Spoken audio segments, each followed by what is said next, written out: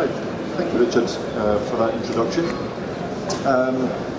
You had quite detailed information about the operation of some aspects in your sector. What I want to talk about is giving you a more general overview of how the policy-making process works and how you might seek to engage in it. Now, you wouldn't normally cite Charles Darwin as someone with whom you could quote on the need to engage with policymakers. The term survival of the fittest is rather erroneously attached to Darwin's work and is now passed into popular use in many contexts to explain why some organisms and organisations survive and others don't.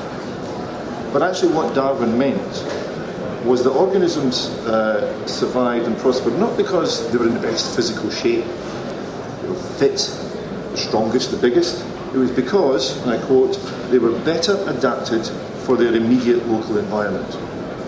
Now, businesses can survive and fall for all sorts of reasons, but survival and growth can very often turn on the ability to adapt to changes in the policy environment. However, organisations of all sorts needn't be limited to just adapting to the changing policy environment. They can actively try to influence it. So, what is policy, or government policy? Well, the Oxford English Dictionary says it is a course or general plan of action adopted or to be adopted by government. Or you could turn to this well-known policy analyst, Winston Churchill, who in June 1940, 2 weeks after becoming Prime Minister, gave a major policy speech to define what his government was about. It was otherwise known as the Fight Them on the Beaches speech. And he said, "You ask, what is our policy? It is to wage war by sea, land and air with all our might." And like a good policy analyst, he went on to say, "That is our policy. You ask, what is our aim?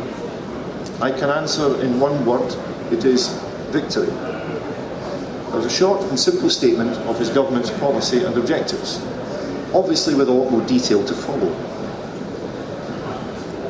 Thankfully, policy is generated in a much more prosaic, less poetic or dramatic environment.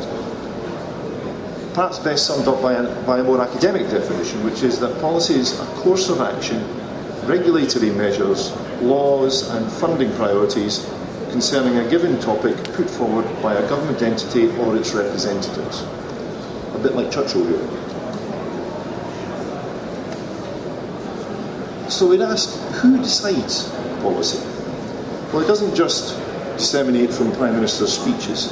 It comes from a wide range of sources in terms of actual decision making. You have the whole array of government departments with which you will be familiar. You have the devolved administrations, local authorities, government agencies, non-departmental public bodies and regulator funding bodies, trade organisations and professional bodies, many of whom are here at this exhibition and perhaps some of you are members of. They can, to varying degrees, they help implement central government policy, but they can, to varying degrees, develop policy in their own right and in pursuit of their own objectives that they can set independently. You could perhaps also include the EU here, and we had earlier in Richard's speech, but I didn't include them in the slide because although the decisions they make are of fundamental importance to the policy environment here, how they are decided and implemented in Britain is generally a largely indirect process in that they have to go through UK government and Parliament, and things can change and vary to a certain degree as a result of that. And how is policy implemented? Well, the answer might be badly, but in practical terms, it's through legislation, primary and secondary. It's by guidance that government departments issue to their officials and to other agencies in which they control, or their administrative decisions and actions, through their procurement, or even perhaps just through exhortation, with advertising campaigns and speeches telling us to recycle more of our food waste, or putting pressure on businesses to do more, to invest more, to change how they behave.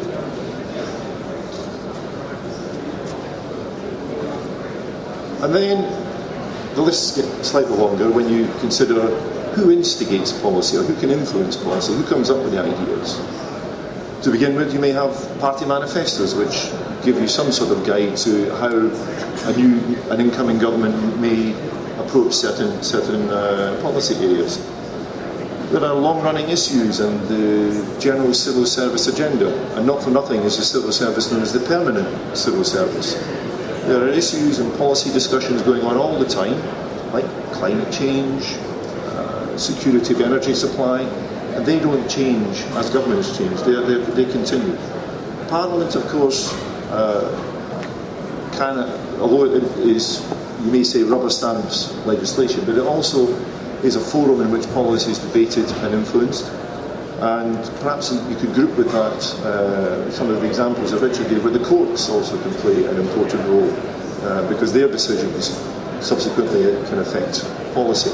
The EU, as I mentioned, is obviously of fundamental importance on where policy goes. Local authorities, regulators, government agencies, the whole panoply of the state, as I say, can be going on their own routes in policy development and influence. Businesses, big businesses, trade associations and their professional bodies and technical groups with civil servants inputting the business point of view. Obviously, you may say that big businesses has more influence perhaps by virtue of their size and so on, but nevertheless, that is another concentrated area. In academia, in the world of think tanks, people are beavering away, coming up with all sorts of usually very long policy proposals which can go into the machine. Political and campaigning organisations and media and public opinion a much louder source of influence on policy, and which impacts on many of these other areas, particularly parliament, government, and to some extent on business. Technology, obviously changing all the times, too fast for some, too slow for others. And finally, you have what Harold Macmillan said, events, dear boy, events, where a tsunami in the Pacific Ocean leads to Germany cancelling its nuclear energy programme and the British nuclear energy programme being delayed. So I tried to find a diagram that could perhaps pull this together, and I googled UK energy policy making diagram. And this is what I came up with. We added the arrow to give an indication of where you may be able to come into this system. Alternatively, you could have just put Jackson Pollock and take your pick. But don't let that put you off. You have to ask, why would you want to engage? Well, most obviously, it's to have influence. To have the ability to affect policy, opinion, or the reactions of others, ideally in your favour. And this involves engaging with stakeholders, some of the ones that I've outlined there earlier, using credible, reasoned analysis, and seeking out, if you can, common ground and shared objectives. And as part of that process, having a strong, positive reputation, obviously a goal in itself, but critical in order to lead opinion and to exert influence. You would need to demonstrate that you're responsible and mindful of your obligations, that you're pioneering and have thought-led initiatives that are ambitious but realistic as well, and earn the trust and respect of your stakeholders. And leadership is more about your external positioning and communication. And to demonstrate your leadership, you need to be seen to be taking an active role in creating and developing policy ideas, facilitating or contributing to policy discussions, and representing your objectives and interests, and also your sectors. And this can give you a platform that potentially reinforces your influence and your reputation, and as a result, you become identified by decision makers as a player with whom they need to engage. And because you exert more influence, that enhances your reputation, which facilitates stronger leadership, which gives you more influence, and so on.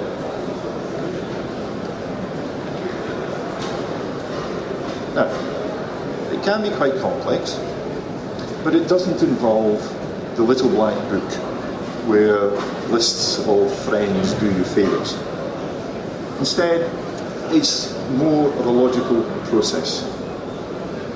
It may seem obvious to start with number one, to know what you want, but it is important, is to know what your objectives are, what solutions or actions you're looking for from people who are deciding policy.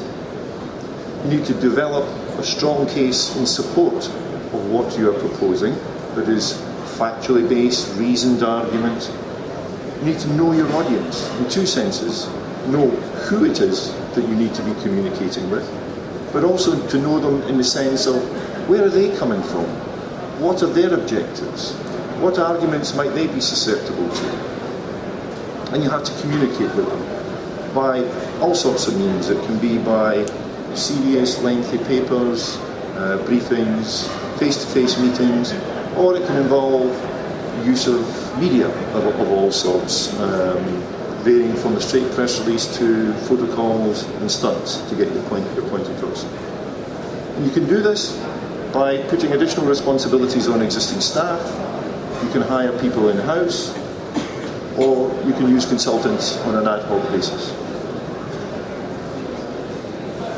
You could decide not to engage, too complicated, and don't believe it will have an effect.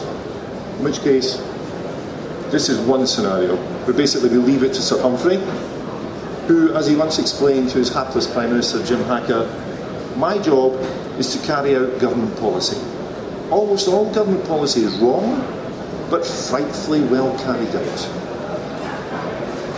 However, there is another scenario which is closer to the truth. And that is that by engaging, to whatever extent, it doesn't have to be full-blown, policymakers are at least better informed.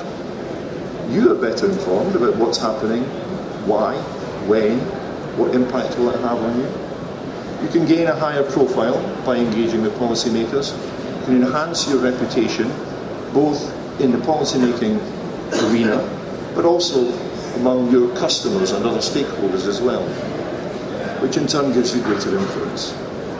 But of course, particularly for commercial organisations, it has to achieve value for money, benefits for you as a result, and to show that you don't have to just adapt to your environment, you can help shape it. Thank you.